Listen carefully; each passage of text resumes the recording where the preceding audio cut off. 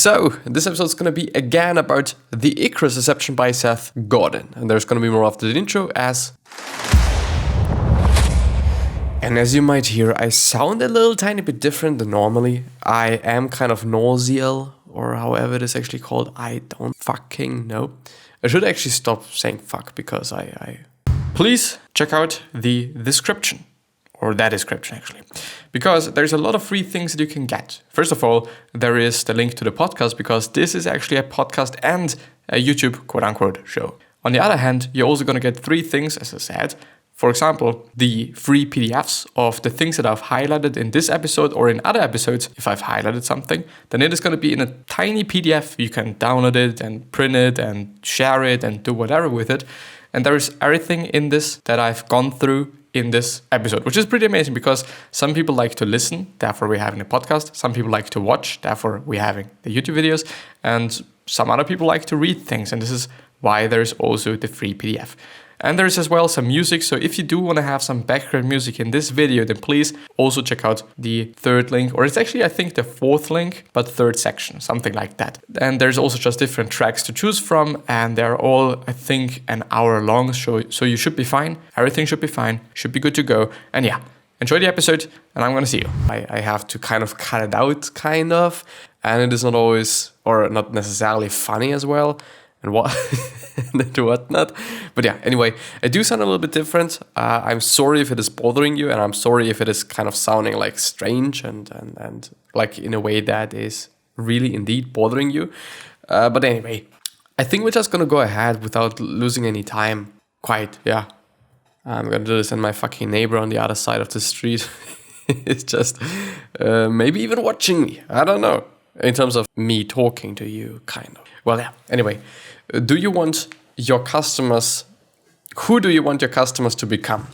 Which is the first question. I would say it is actually a pretty good question. Might even be the question of the day, but I don't know.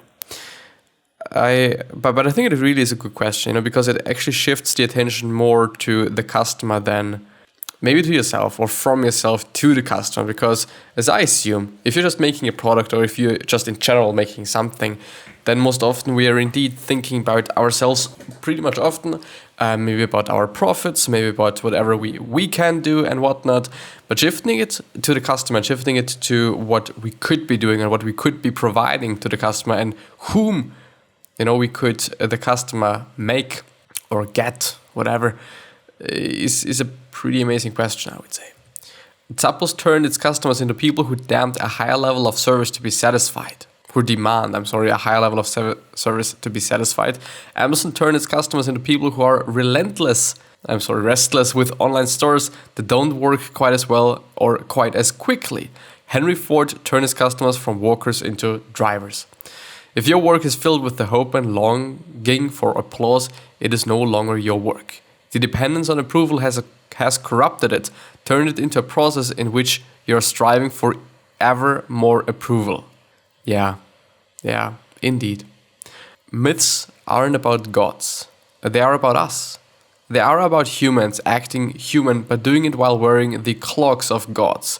They are about favorite person, our best possible self. Do you try to be your best possible self?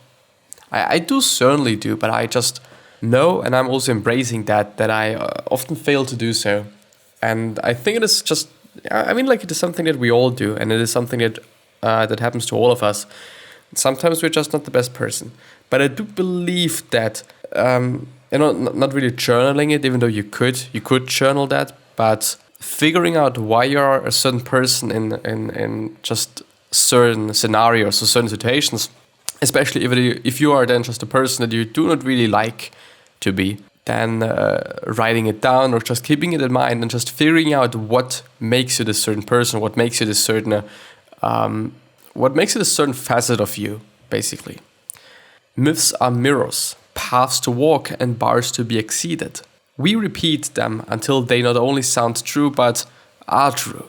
And this is actually a pretty good question, and it is something that I thought about. I don't know actually in which context, but I thought about it. If you remember, or if you repeat something over and over and over again, is it actually the case that you're gonna believe that it is true then? History has shown yes. Nazis, for example, like saying over and fucking over again that Jews are bad and Jews are whatever, they believed in it. They really did. Even though some people might say, okay, you know, they didn't want to do this because, you know, they would have been killed as well if they didn't do it and blah, blah, blah, blah, blah. Yeah, I understand it, but no, not that easy. Not that easy. One definition of propaganda: it benefits the teller and not the recipient. Yes, totally the fucking case. And it is pretty funny that that such a sentence occurs when I'm talking about Nazis, because I mean, I think it is actually the case, and I think it definitely makes sense. Like, propaganda did benefit Hitler and did benefit Stalin and did benefit whomever, but is it benefiting the people? Yes, I would say as well, but not just as an end result. Quite. You know, the end result is that Hitler was just a really powerful person. It's not that the people were really happy, it's that the people were really just whatever. But in the end, it's just, yeah, it's Hitler who profited from the whole thing there. Even though, like, by saying, well, I'm going to do this for you and I'm going to do that for you and this is what you'll get by following me and whatnot. Like, at first glance, it might seem like that it is all about them. It is all about the quote-unquote customer, but it is quite not, or kind of not. The feedback that comes from popularity becomes an addiction. How does the popular one stay popular? The cycle of short-term pleasing. Instead of standing up for things he believes in, he calculates what the audience wants to hear right now. And this is truly something that a lot of people get into by following whatever generates the most likes, I would say, on social media, for example. You know, just always putting out what you believe, or basically always putting out that is getting the most likes, you know, instead of actually posting what you want to post, is a fucked up thing. And you should definitely not be doing this, especially also because, like, if you don't try out the other things, if you don't try out whatever you actually want to put out, you will never ever know if it is actually working or not, because only because you think it is not going to work doesn't really mean that it is not going to work. But I also do just understand it that you're doing something you're doing something that is getting a lot of likes, even though you don't quite believe in it, maybe. You know, I mean, I think we all can understand that. I think it is something that we all can emphasize with, but it is something you should not be doing quite. 6 daily habits for artists. Sit alone, sit quietly. Learn something new without any apparent practical benefit. This is a pretty interesting one. Learn something new without any apparent practical benefit. Ask individuals for bold feedback. Ignore what you hear from the crowd. Spend time encouraging other artists and teach with the intent of making change. Ship something that you created. It's amazing. It's like a manifesto, but it is just such an amazing one. Like, really, really amazing. I do actually wanna point that out. Like, yeah, this is gonna be it. The question of the day. The question of the day is, are you learning something without any practical benefit? And another question, why aren't you doing it? Because I have a funny feeling, even though, like, it somehow doesn't make any fucking sense to do that. You know, really not, because it is nonsensical. You're just basically learning something without any practical benefit. I think the definition of the question, or the definition of this thing as such, is like a reason to not do that. But I kind of have a feeling that it is something that's incredibly important, and I do really want to point this paragraph out once again. 6 daily habits for artists. Sit alone and sit quietly. Learn something new without any apparent practical benefit. Ask individuals for bold feedback. Ignore what you hear from the crowd. Spend time encouraging other artists. Teach with the intent of making change. And the last one is ship something that you created. If you owned a conference facility, what would you do with it? Of course, you could own it, at least a day at a time. If I would be having it, I would kind of just try to make it a facility that is used by a lot of people, kind of, you know, and not necessarily something that's going to be like pretty expensive. Of course, like, there just has to be some trust, I guess. You know, if I'm having a big facility and I do want to just let it be used by people without a lot of money, then you kind of have to make sure that nothing is going to break. Of course, something is going to break. You know, at some point of time, something is gonna break. But up to this point, I do just, I would actually make sure that I'm letting people in that I kind of can somehow trust. Like, of course you can't because you don't know all of them, but just to give them a facility and just to give them some working space, I would say. Like for people that really do want to do something and really do want to work on something, and also want to just talk to people, maybe even something like a social place. Like, let's talk about this, let's talk about that. Like everyone that is interested in this and that can come to this place and can come to this conference room or to this whatever and talk with us. If you could lead a tribe, customers, coworkers, fellow scientists, which tribe would you lead? I would actually, this is also a pretty good question. Shit. It's actually a really, really good one. But I would say that I would lead a tribe that is all about being happy, positive, optimistic, and trying to see opportunities, I guess. Quite. The entrepreneur often needs an exit in sight, but the impresario takes what is available and makes magic. Industrialists see the world as broken or as fixed. Artists see the world as a series of projects to be built. And I think, and I gotta have to say that, I do believe that it is something that's incredibly important and incredibly relevant to just have a look at how you're seeing the world and how you're just looking at things, whether it is other people, what other people are saying, in brackets about you. I know it's not brackets, which is the etched one, but the round one is somehow called differently, but I always forget about that. Anyway, what happens, some scenarios, some situations that you might be in. Like, I could actually be pretty fucked and pretty angry that I'm sounding a little bit off today, but I don't know. Like, I could make this episode a really good one, and then I guess it's just, it doesn't matter if my voice is sounding this way or that way or whatnot. It is quite unimportant or just not really relevant then. But I do believe that there's just really multiple ways, and I sometimes see that. I maybe can point that out. Like, I've been recently listening to an interview from Gary Vee or by Gary Vee with Damon Johnson, or Damon John, I guess. I think it's Damon John. Sorry for pronouncing it probably incorrectly. The thing is, Damon John was talking about something that, that pissed him quite off. And I've heard that and I've recognized that, and also Gary recognized that. And it's been something that I didn't really like. I did understand why it is something that pisses him off, because of course, it pisses him off. Like, it was something that's understandable. But on the other hand, it is something you could also be like about, it's pissing me off and it is not something that's pretty cool, but anyway, let's move on anyway. And this is actually something that Gary Vee did.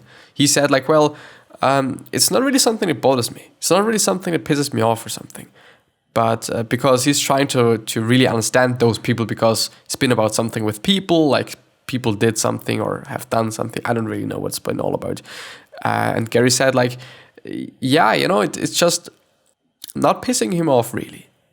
Kind of. Because he understands the people, but I also felt that he can also understand the point of view from Damon John, and I was also able to understand that, and I've actually seen that coming. I kind of, without being like, well, I'm a Superman and I can see shit, like, really not, but I have somehow just seen it coming, like Damon John starting to talk about that, and I thought, Gary's not going to be like, well, yeah, totally right, I hate these motherfuckers and they should die or whatnot, because this is not how he is. And I do believe that this is a pretty great way to just have a look at the world, but trying to understand everyone and trying to just see the good and trying to not get pissed off as much, I would say. Like, of course, some people are going to do this and some people are going to do that, and this is going to happen and that is going to happen, but I don't really know. I kind of also believe that through meditation, I don't actually know why, and by just listening to a lot of people and by seeing a lot of things and by thinking about a lot of things, that I've also kind of been able to not get pissed off by everything. Not really. Sometimes I do it for fun, kind of, and I just then catch myself doing it and I think like, well, what the fuck are you doing? Quite. But I don't actually know where this is coming from. In terms of I don't know, multiple things, I'd say. But yeah, let's move ahead. But I do just really want to emphasize, like, I'm not a superhero, I'm not good, and I do not also think that I'm a superhero or something. Like, I don't know, like, something I think it is very important, or sometimes it is very important to communicate things in the quote-unquote correct way, or in a way that it is also understood by people as how I've intended it to communicate. Which, well, okay, this is communication. Quite. The industrialist asks, how can I use this to make gradual improvements in the systems I have? The artist wonders, how can I break this, or is it interesting? How do I get more versus how do I give more? Where is this map versus where is the wilderness? And do I have enough money versus how have I made enough art? Yeah. We don't have a humility shortage. We don't have too many citizens actively sharing their best and most generous ideas. We don't have too many caring leaders eagerly building up dignity among their followers. I do actually also thought about just sharing whatever I've seen. I mean, I could do this as the other episode that I'm gonna record today, like really pointing out and emphasizing everything that I've learned, whether it is design-wise, but well, this is basically what the book is all about that I'm writing at the time. Oh, by the way, I have to write some pages today, and I should, because I do want to finish it. I'm at this point in time at page 25 or something, 27, and I do want to have 100 pages. I don't actually know why I have or want to have 100 pages, but I feel like that I should be having 100 pages.